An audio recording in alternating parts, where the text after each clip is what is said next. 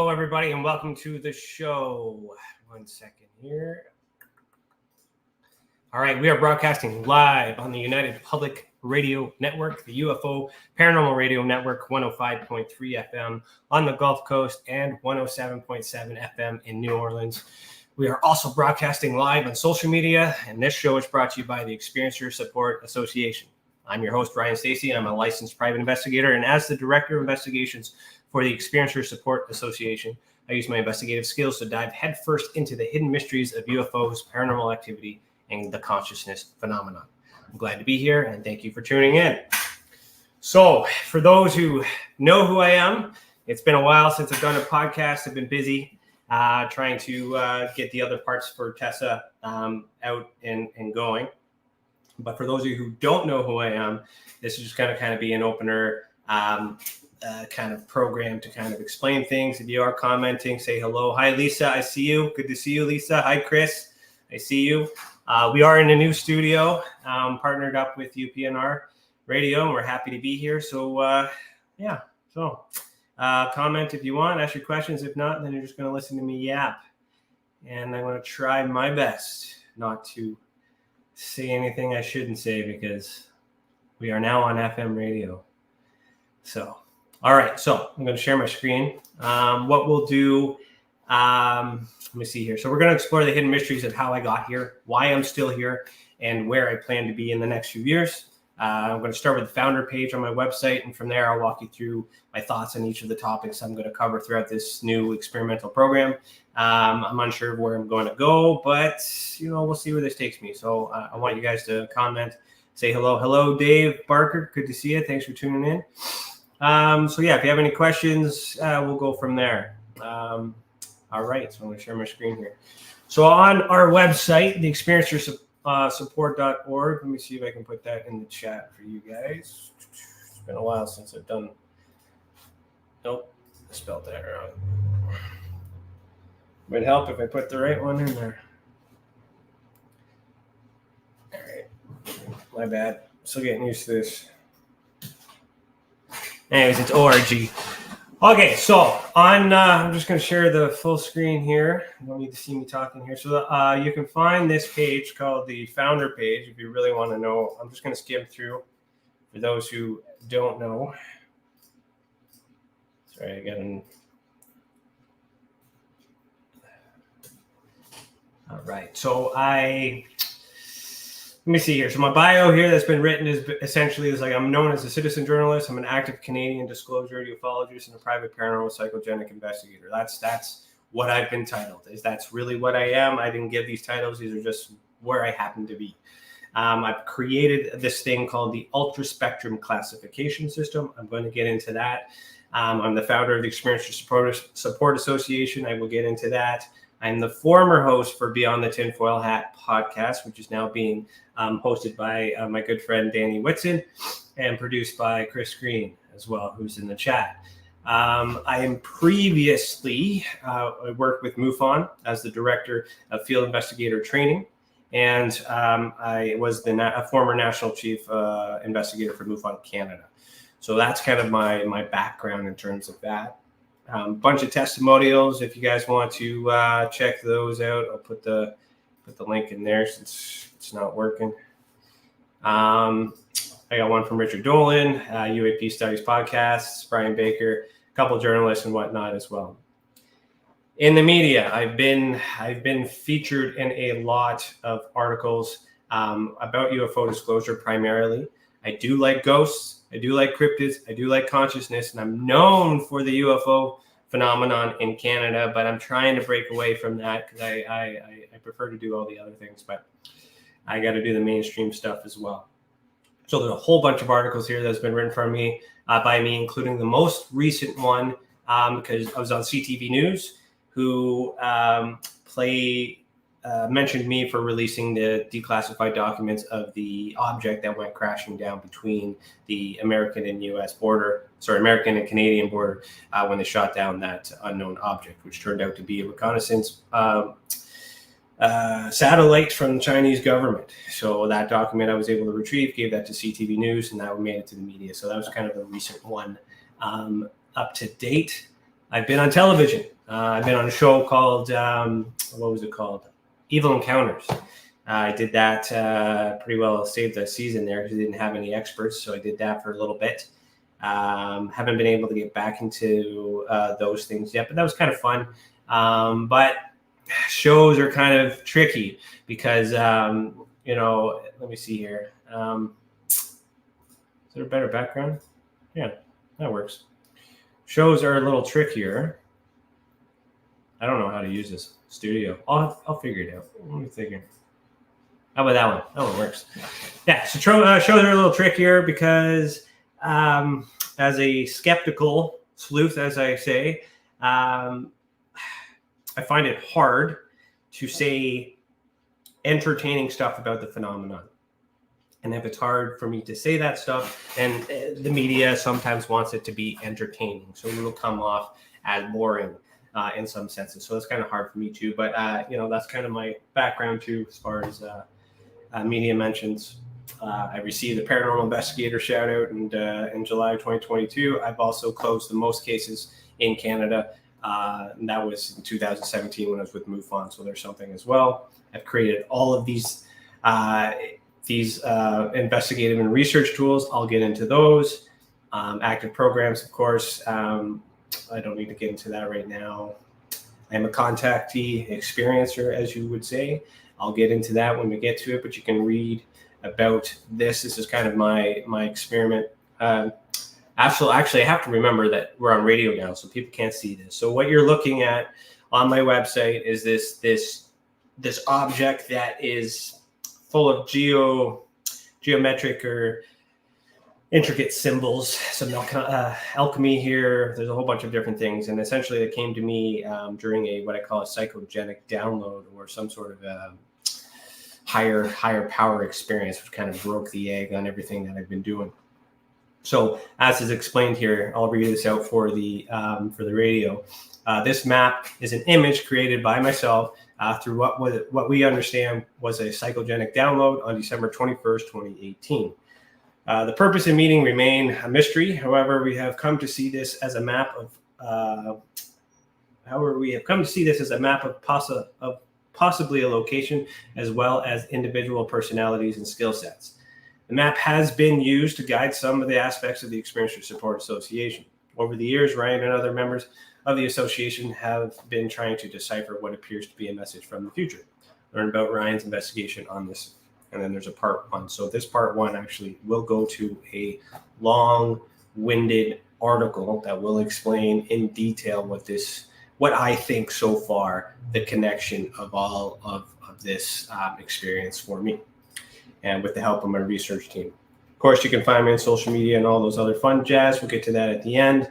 And I've published a couple books, which are essentially surveys and reports on declassified documents and whatnot in Canada. All right. So you'll find all that. That's who I am. What do I do? Why do I do this? All these other things. So let me see if there's any questions. No questions so far. David's got to go. All right. I'll catch you on the replay. Let me see here. There we go. Be mindful of my time. So how did I get into this? Let's start here. So I was always into paranormal, but it really kind of started with aerial activity. So let's go there. Let's go to aerial activity. 1 second.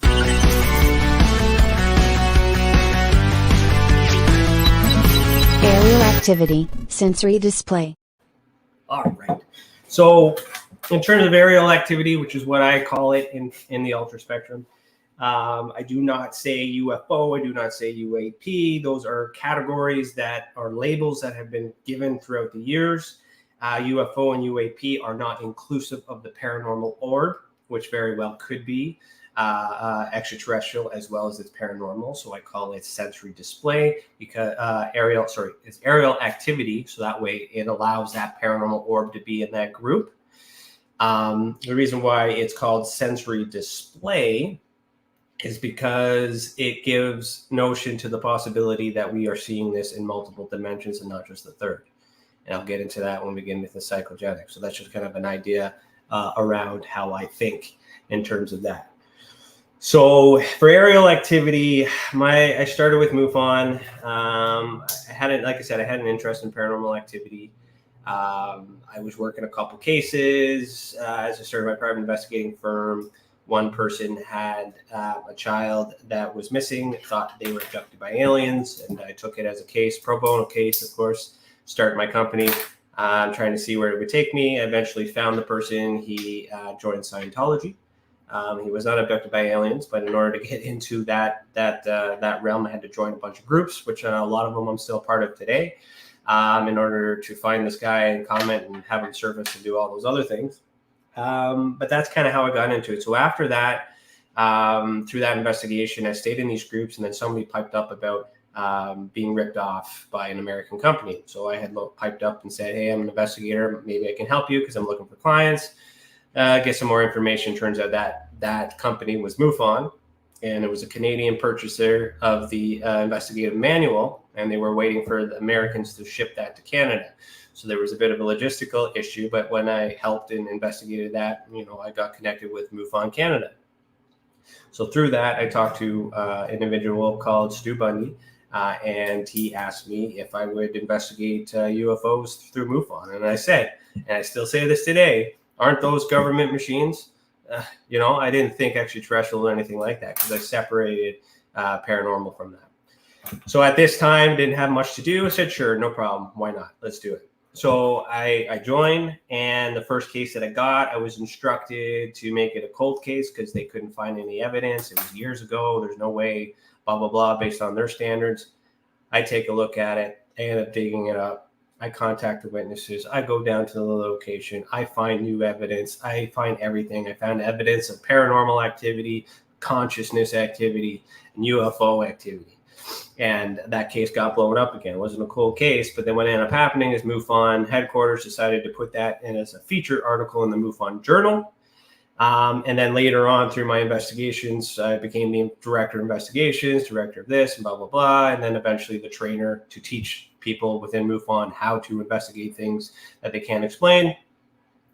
And then I left that due to some politics as well that I won't get into because it's radio. But you can read all about that.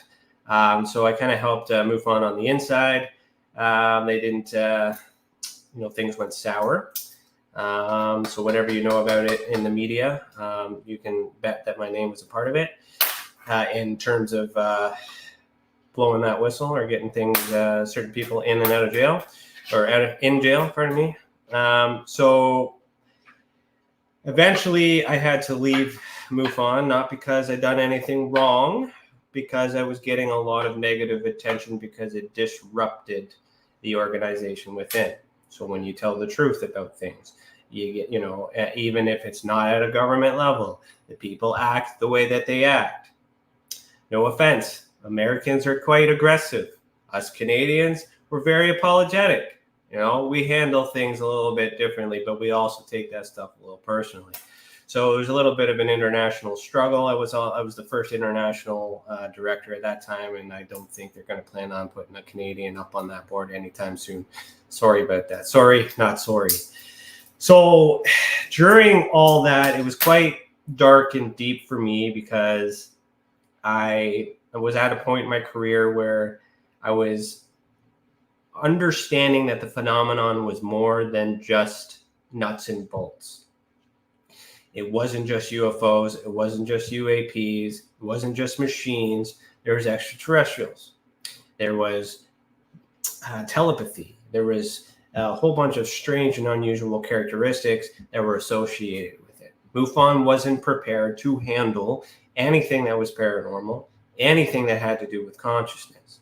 What they did eventually have was called an experiencer research team, which I was part of. I worked with Kathleen Martin on that as well. And that was kind of where I was comfortable, is getting more into the experiencer help, listening to them, trying to understand why they feel this way and how these things are happening and what have you. But it still wasn't enough because I later learned that the experiencer research team was a whitewashed version of free, and information was being traded illegally, and and that didn't sit well with me. And it was only data collection, so no actual support was given. They would take surveys, they would ask all these questions, and then they would write these books, and they would make all this money, and the experiencers got diddly squat. All right, so that's kind of where I'm at. Plus, along with Jan Harzan getting arrested, all these other things that MUFON, Olympus was falling at this time. So for me, I'm like, I got to leave this organization, but I don't want to leave the people. So I'm going to stay in this organization so we can continue to help these people, knowing that that MUFON wants me out. Okay, so MUFON, and they can't do anything about it because they would have to publicly address the reasons why. And then there's confidential issues, and then there's a whole bunch of other things. So I had them in a very compromised spot, but that's simply because I'm an investigator. I know what to look for. I know what questions to ask. It wasn't my intention. I just didn't let any of these things slide, and I picked up on this because I have experience with working with people, and I can profile, I can predict. I can pretty well figure out a lot of these things, but but how do you prove it in terms of, this world of evidence? Evidence for me is not the same criteria as evidence for somebody else. So once that kind of happened during this time, this winter solstice, I was like really stressed and sad because what do I do? How do I help these experiencers? And then I had that experience. So I saw this image in my mind, this one here that's on the screen right now for you guys listening to radio. Head over to YouTube or wherever you get your podcasts, visual podcasts, you'll see it. So this is staying in my mind, and I don't know, but I feel like this is something I have to do. This is a leap. This is a journey. This is something I'm going to take. Then after meditating on it, at the time I didn't meditate. I'm still learning that stuff. And that's the other thing to remember too, is that at this point in time, I was learning through the experiencers, the existence of these extraterrestrial origins, these paranormal events, these consciousness events, and MUFON dismissed it because it wasn't within their scope. But the experiencers, again, didn't know that it was just on the floor and being ignored. It was just, so there was that conflict too, where I was trying to help all those paranormal stuff. So let's talk. So that's kind of a good segue into my segue for a segue. Let's go into my paranormal.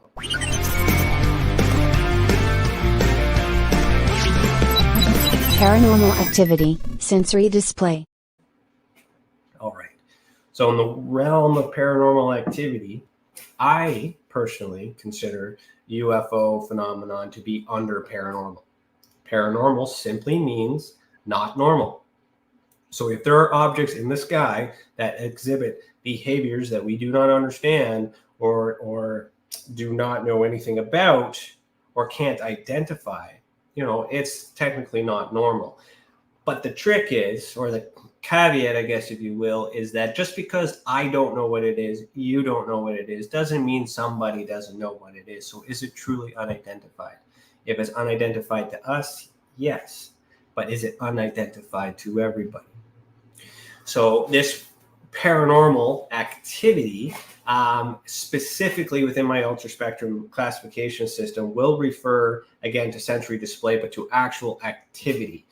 So objects moving, so that'd be telekinesis, telepathy, reading the mind, things like that, which also could be the science that explains extraterrestrials communicating with experiencers through their mind, getting the psychogenics and things like that too. So there's some parallels. They overlap. They work with each other. I understand that. MUFON does not. MUFON, why? Because it doesn't make any money. Because they're scientific based. They want to put results out there. They want to put data out there. And paranormal doesn't really help with their mandate.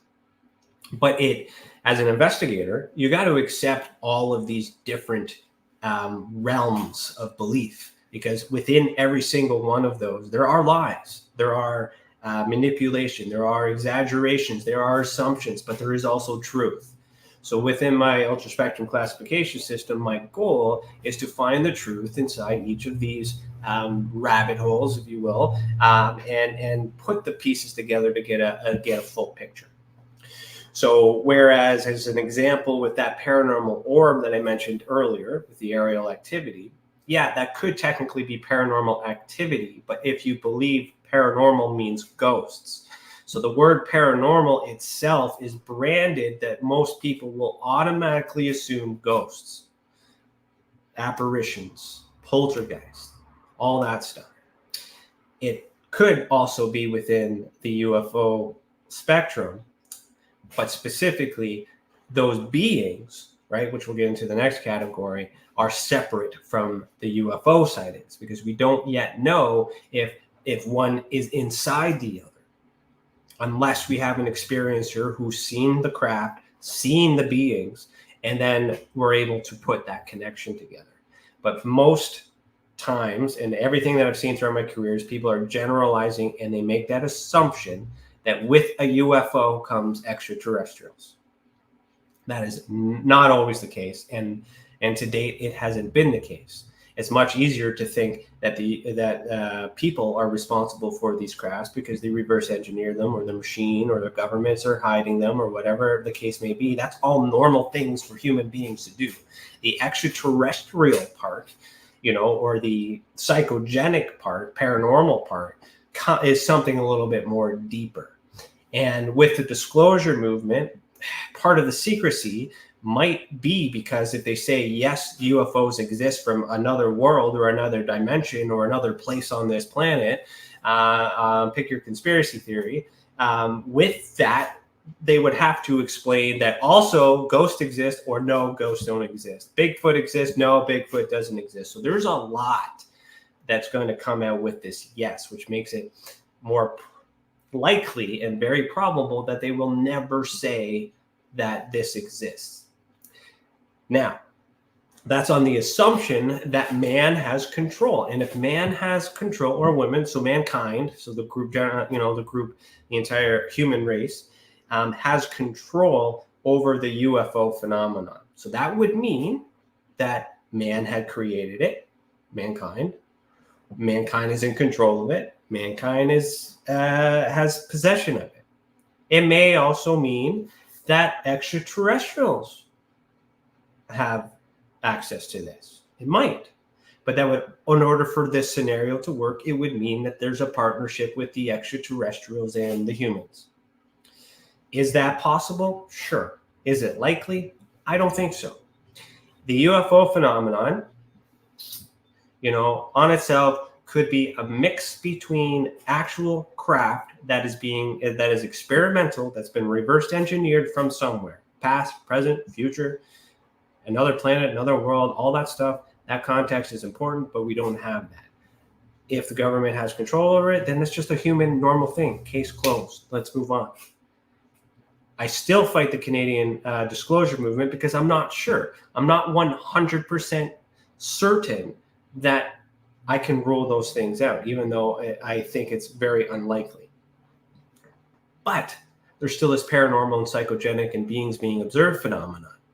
Right? Just because they may not be linked to this UFO phenomenon, and they still could be, there's something else entirely, and they need to be investigated totally separate before you can link them together. So this paranormal orb, if where is this light as an orbital circle type shape, in this, that's usually seen after taking a picture. They could be, some of them could be dust, some of them, not all of them. And some of them could be light refractions, but there are some cases where they look biological. They look interesting, and the circumstances around how the evidence was obtained is definitely questionable. But I wouldn't I don't have enough data to conclude that that's extraterrestrial or paranormal. That is an assumption based on my faith or my belief. And that's another part of this mixture with all this mainstream crap, is trying to, I don't know if I can say that word. Can I say, I said it, let me know. Lost my train of thought because I'm trying to be a good boy. I'm not allowed to swear, and I swear all the time. So it's really hard. Lost my train of thought. Essentially, the paranormal element are these judgments and these beliefs based on our faith. That's it. So we are very easily prone to say that's a ghost when an object moves. I got some comments here. Any questions? Perfect. Michelle is laughing. Yeah, I know. I'm working off the kinks. I haven't done this in a long time, and it sucks because I'm not talking to anybody. It's really hard to not talk to anybody. Lisa says, some people say it's not from alien tech reverse engineered, but technology that was stolen from Germans, that what they used to get man to the moon, B-2 stealth bomber, F-17 Nighthawk, etc. So again, generalization. Some of those things could be true, but it may not be. And because we generalize it, and what is that saying? Correlation does not equal causation. Just because everybody's talking about it doesn't mean it's what's going on. Now we have misinformation. We have misinformation agents. Elizondo, or as I call him, Elidongo, and his crew, are misinformant agents. As of late, I've been speaking to a few within his circle, trying to get access to the back end of my database, trying to make friends with me. Little do they know that I've run backgrounds on them, and I know that they're intelligence agencies. I'm not gonna let that happen. But this is, again, another example of human behavior trying to control and manipulate. So I believe that thank you. Michelle says I'm doing great. Awesome. All right. So the mainstream plays a function. It's going to misdirect. It's going to also direct a thought. So this UFO thing is inside this matrix, and it's being used and it's being weaponized because the truth of the UFO scenario is not being publicly displayed in media. The truth, which I helped reveal and a few other people are still doing it, has come to surface, and in a small select circle has proven that all this crap that's been happening in the mainstream media is not actually what's happening. Maybe I'll create an episode where I can dive deep into that, but I mean, do your research, all that other stuff. I don't need to bombard all these people, but I do need to understand that they're not credible. So anything that comes from their mouth, I can look at the evidence if they produce something. But what do I think about all of these whistleblowers and all these other things? It's part of a game. It's a systematic thing, and I know that from being a private investigator. It's predictable behavior. It's a habit. It's counterintelligence. It's there. But why is it going on? To distract us, perhaps, of what's really going on. But what's really going on? Who knows, right? So, in my opinion, this is just my opinion on what I know isn't right. And the more I understand of what's wrong and what isn't right, I start to get into some weird things. And it's like, these weird things make sense to me because this doesn't make sense to me. But does that mean it's right? So this phenomena is so complex because we are complex. We are hurt. We believe. We want to know all these things, right? And we want to know that others exist. So let's segue into my beings observed.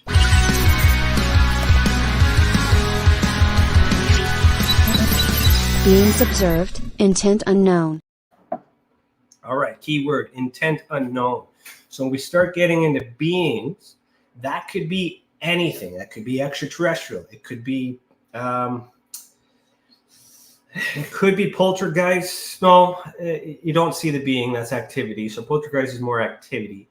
It would be more of a shadow figure. Could be an apparition if part of the body was seen, or the whole body was seen. Apparitions are kind of iffy with me because if you can't see it, then the science side could be technology, right? Where on the extraterrestrial terrestrial spectrum, could be interdimensional, it could be all these other things. But essentially, the beings observed category within my ultra spectrum focuses on those beings. So if you have a UFO experience, so you see something in the sky and you call it a UFO, that's your choice because that's how you were raised.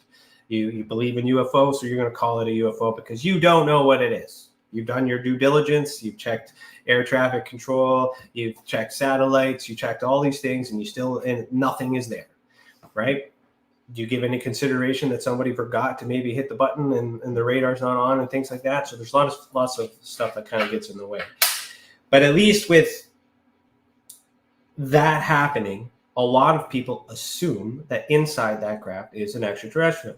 But you need to see that being before you can say you've seen a being. And if you see the being and you don't see the craft, you cannot assume that they got here via the craft. I'm here right now. You don't know what mode of transportation I took to get here. I could have climbed a staircase, or I could have took an elevator.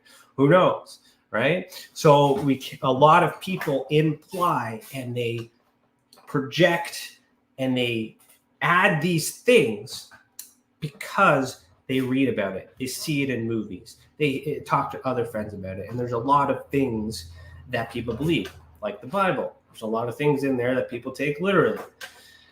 And extraterrestrials are in there, as an example. So when you observe a being, we need to understand the important part of that is intent is unknown. And the reason why I say that is because 9 times out of 10, you're sitting in bed or you're doing something, and all of a sudden you see this being. And the being's looking at you. And you assume that it's there to do all these things. But you really don't know the intent. You don't know if it sees you. And you don't know if it knows you see it. Until it does something. And when it does something to you, it's called, I call that a visitation, which is the next category, which means intent implied. So let me play that little jingle for you.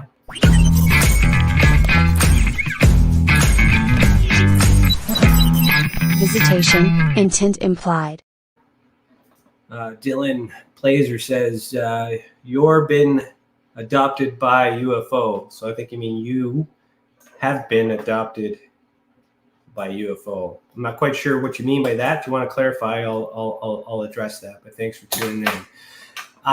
So when the intent is known, that's usually when we get into visitations. So you see this being, then this being comes towards you and grabs you, or does something to you, or gives something to you. Could be also positive. Doesn't necessarily need to be negative. Then the intent could be known. All right. So until you know the intent, we should not assume that when we see a being that is harmful. A lot of us automatically assume that because it's scary looking or doesn't look normal or it's in your bedroom in the middle of the night, there's that safety concern. And these are all legitimate reasons to be concerned. We apply this negative feeling towards it because it's scary, but do we know for sure that it's causing harm? Right. So that's another reason why I break down into the ultra spectrum. I'll get into more details about this when I get into my case files on future episodes, but I'm just kind of giving you an off the cuff explanation with that. Then you have a visitation. They're there. You see them. They see you. Something happens. So there's intent there. So these are different extraterrestrial beings or paranormal beings or beings observed that have a deliberate intent to cause something. Or it's a message, it's a hologram, it's a voice, it's a radio frequency that was intentionally implanted to do something. There's also humans could be responsible for it.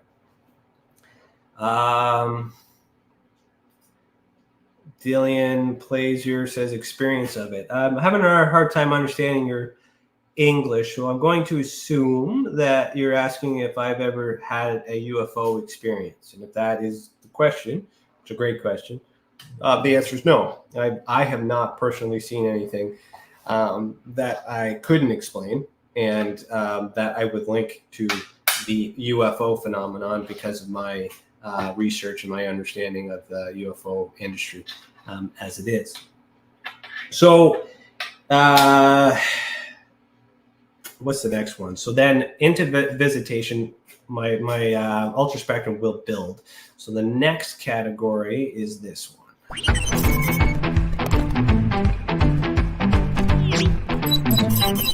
Residual evidence. So residual evidence, that is a category for anything that is left behind. That includes marks, crop circles, burns, all these things that are physical evidence that were left behind. So if you work up the scale, you have a UFO sighting, then a paranormal activity, then being observed, then a visitation or communication, and then you are left behind with a memory. That also could be a memory too. Residual evidence could be memories.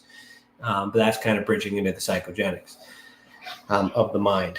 So a lot of people report the residual evidence, but it doesn't necessarily mean it's linked to UFOs, it's linked to ghosts, it's linked to all these other things.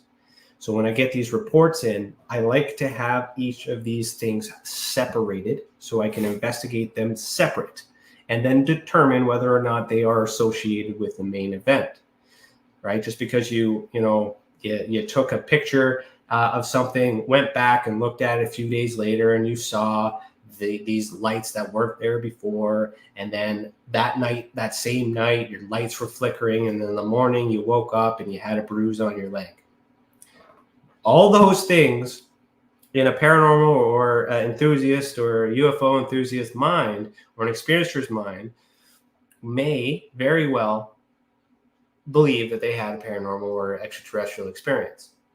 And it could be true, but those are also coincidences that kind of stacked upon itself, right? Seeing something in the sky could have been a misidentified aircraft. Beings observed, who knows what you saw. All these other things as residual evidence. That bruise could have came from your sleep. I hope you're trying to explain that how we as experiencers, when we make our report, make it really hard for us to quantify because we need the truth. And when you're in this excited mode because you want to have an experience because you believe, or you really believe, or just want to be part of the club, that gets there. Now, that does not mean I don't believe you, okay? I'm skeptical, but I'm still in it. I may not agree that what you think happened is what happened, but I'll work with you through investigations, and I'll give you examples on future episodes to work through that, because I need to rule out possible explanations. I need to understand your environment. I need to understand certain things, right? There's no judgment on certain things. And just because somebody has a sip of alcohol or smokes a joint and then has a UFO sighting, that's relevant to know. But if it doesn't impact your experience because you had a picture, if you had a picture of it, then, some of these things don't really matter. And there's a lot of judgment that kind of goes into all these report writings, especially with MUFON, because they're looking for that quick money, something that they can make in the entertainment business, take advantage of the experiencer, what have you, and make a quick dollar off of it. So when my investigative process takes a long time, it's very thorough, and I have less is more, quality over quantity, like all those sayings, essentially is where my research is coming from.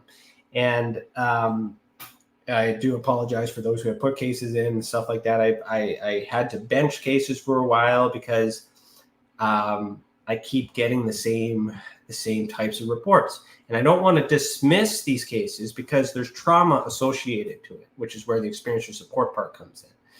Is I wanted to build a platform called like the Experiencer Support Association. So we'll get into that because it's part of the my experience. I'm just going to be mindful of my time too.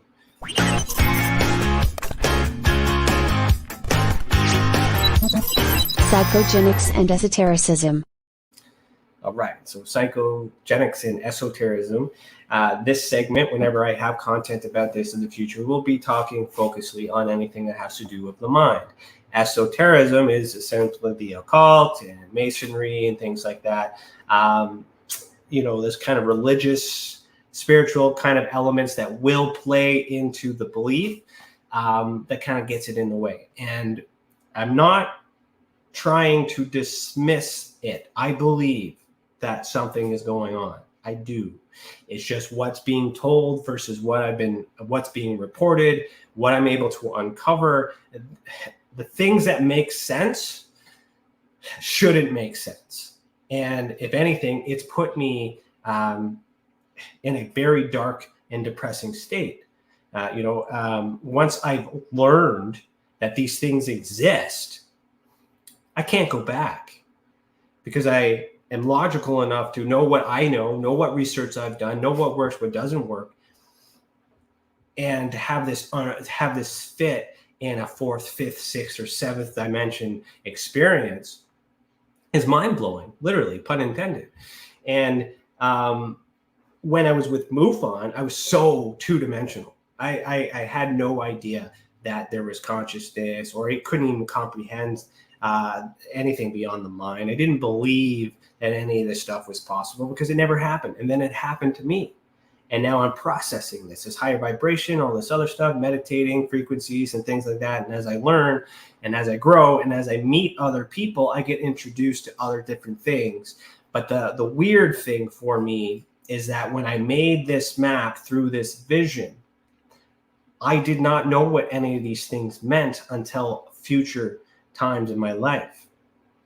It sent me on a journey. I would put this up here. People would resonate with it and say, hey, this looks like this from this culture. This looks like this from this culture, this and this and that. Then I would fact check and I would look in to see if this person's credible. And sure enough, it matches. So for me, it's like, I know for the experience that I had, I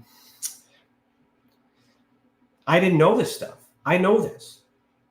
How do they know? Is it a coincidence? Is somewhere in my mind subconsciously? Is it something that got delivered to me through extraterrestrial or radio frequency? Did I pick up is this my Mercury rising moment where I solved the puzzle from the CIA? Like, I really don't know. But it was just, I started feeling a part of something bigger, but with that comes fear and anxiety and depression and all that other stuff, because it's like, this is really what's going on. Forget UFOs. UFOs is sub-level, but it could be connected. It has to be connected in some way, depending on how you look at it. I study the people and how it affects the people. And I learn about the phenomenon through the people. I learn more about the phenomenon through studying the people than I ever do about studying the objects, because I can measure the people. I can't measure objects that are unidentified unless I can identify them. And if I identify them, then what's the point? Case closed. But for those who exhibit, superpowers, if you will, that's intriguing. That's interesting. That needs to be tested. And when it's tested, there's evidence of that. So is that spiritual connection associated with extraterrestrials? I don't know. Right? And that's where we got to get into what's called the fringe. I'll be right back. The fringe, geocentrism, and ancient history. All right, so that's another topic. And the reason why I'm going through these topics on this episode is to kind of layer them. This might be a reference point, because in future episodes, I might just jump to full throttle and go into the fringe, which is way out there. But you got to understand how I got there to this way of thinking. And this is the problem that I'm facing today, is to me, the shape of the earth is questionable. I do not necessarily agree with the way that the earth has been depicted based on the images that have been provided. I'm willing to change my thoughts if more substantial evidence can be provided. NASA doesn't tell the truth. NASA has lied.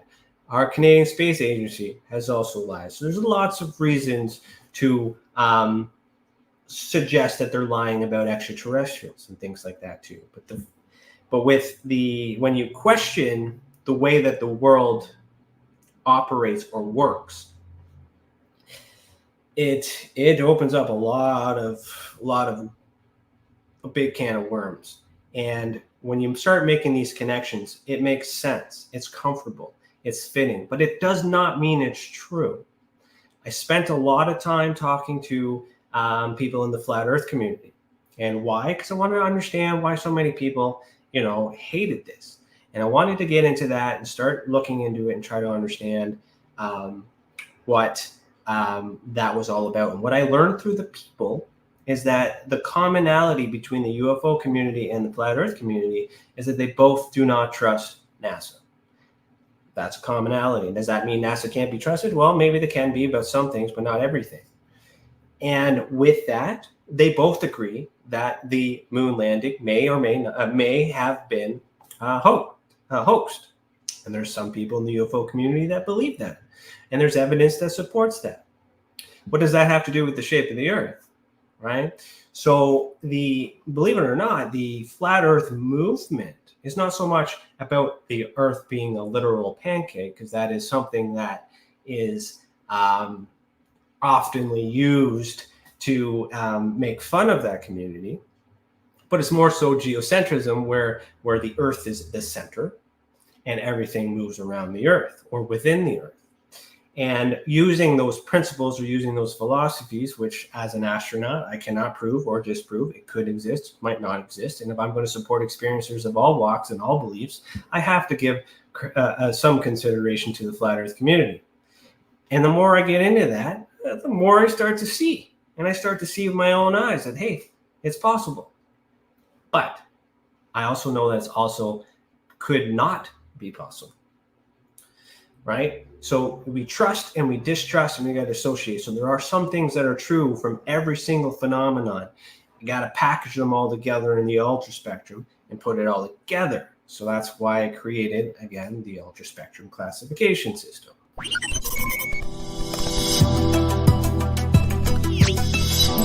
The ultra spectrum, putting it all together. All right, so this classification system is designed. You can find this classification system. I'll get more into the map. Maybe I'll do a special episode on that because I'm being mindful of time. And this is not my station, so I can't overrule. Sorry, folks. Got to follow some rules these days, which is something I'm not used to. Oh. That's the link, but it's got an ad. You can skip the ad. But anyway, so if you guys want to learn more about my experience into detail, it's in depth there. And we'll talk about it in future cases as well. With the ultra spectrum, though, so if you go to the website and you click on investigations and you click on the ultra spectrum classification system, you can read about my classification system here. This is how it works. And there's an evidence rating scale, which I don't really have too much time to get into. And I kind of explain all this. Also in this is an article that I wrote explaining why I created this classification system. And what it is a advanced classification system that complements Hynek's classification scale, Vallée's classification scale, and it brings in, oh my God, what's his name? John Keel's super spectrum philosophy, which bridges the paranormal and the UFO together. So I have different types of evidence ratings, and I will be talking about these when I get into cases, and that's why those little segue videos are using that language, because I want to teach you guys how to use this classification system, because it makes it easier to comprehend and understand and separate these things, bring it down to its right categories. All right, and then in here too, so again, sensory display, visitation, beings observed. Hybrid is a combination of all these things, residual evidence. I give examples of all that. This is free if you want to use it. At the top here, if you click here, it will explain how I got here and why this was needed. And also, I also need you guys to know that my ultra spectrum classification system was reviewed by Hynek's son, Paul, in great detail, and he recommends this classification system. So it's a robust new system that has been modeled after his father's work and everything else, and I got him and his family's blessing to essentially try to push forward a new classification system to bridge all this stuff together. Okay. For those of you who are like big UFO fans and don't want to think outside the box and wondering, who's this guy, read about it. You'll understand where I'm thinking. This is just how I do my work, okay? and we'll go from there. All right. Where's my time? Okay, I got a couple minutes left before my closer video, so let me do my updates.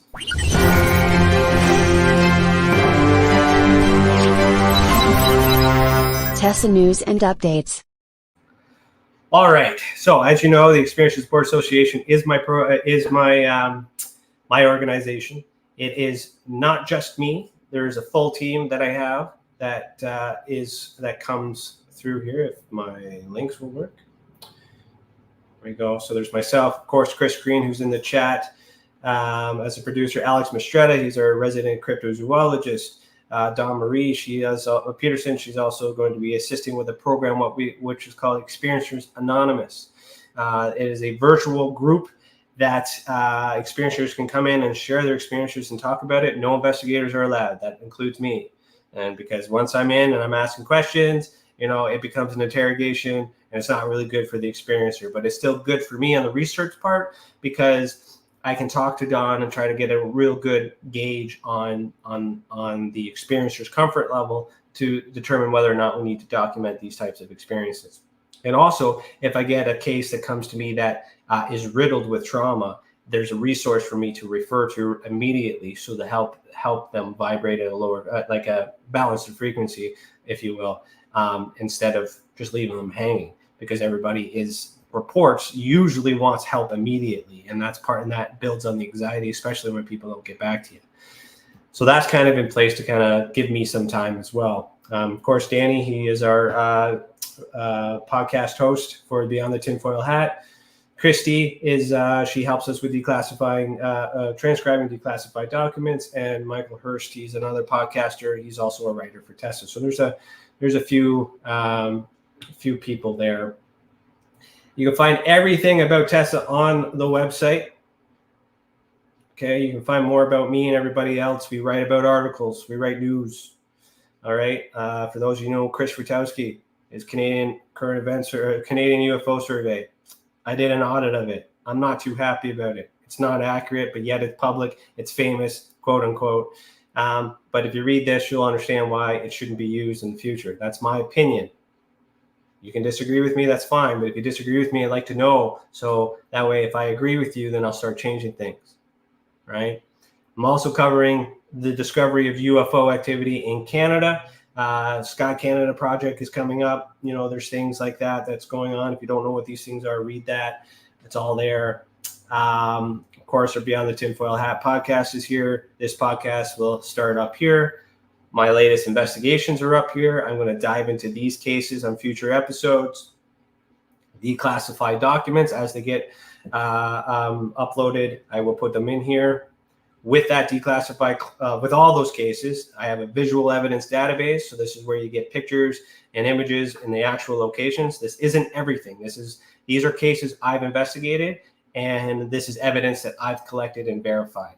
I'm not going to put everything on the map. Only the things that I can speak to, and so that way I can fully understand the phenomenon. At the same time, this evidence is logged in through time, so it's measured in time, which is very important, because if I get a declassified document that's from 1956 and I publish it today, I need to also look at it in the timeline to be like, okay, how does that make sense with all the other documents from 1956? I also have a digital crazy board for those who want to see who's associated. So every document I extract who the people are, what company they're a part of, all these other things, right? I'm logging out in 2 seconds, and all these other things. And then a whole bunch of other resources and things like that too. You can make a report, click submit a report right here, and that's basically it. And if you want to buy some stuff, that's stuff at the end too. All right, so I'm going to end it. The next show is going to start soon. And if you guys have any questions, you can find me on Facebook. Actually, I'm on Patreon. So patreon.com/heedtheworld is where you'll find me. I have a private chat to talk to you on one-by-one. Everything else, it's really hard. Unless you have my number, it's really hard for me to get going. So I think I covered that. So thank you for tuning in for this episode of The Skeptical Sleuth. We're broadcasting live in the United Public Radio Network, the UFO Paranormal Radio Network. 105.3 FM on the Gulf Coast, and 107.7 FM in New Orleans. We are also broadcasting live on social media, and this show was brought to you by the Experiencer Support Association. And as always, thanks for looking up. Keep your eyes in the sky. Heal the world. If you want to really, really find out about Ryan, ask him about all his work and UFOs in Ontario. Ryan is one of Canada's leading new UFO investigators. He conducts and oversees UFO investigations on a constant basis. He's compiled a tremendous amount of data regarding UFOs in Canada. I have used his research extensively. He's much more than a one-dimensional character. He's an authority on UFOs and investigating them, Meg. Wow! Really goes over how UFO investigations are done and what are some of the mistakes that people make when they submit evidence. For starters, don't edit your videos or photos before you send them. He would come out with an annual report on not only the number of sightings, but how many were unexplained, unknown, or just, nothing could be said. What caused If you it. want to hear more follow-up conversation between Ryan and myself, you can go to richardolanmembers.com, where we have a candid conversation on ufology, the paranormal, and more. And remember, while we learn and grow and search for the truth, let's be good to each other.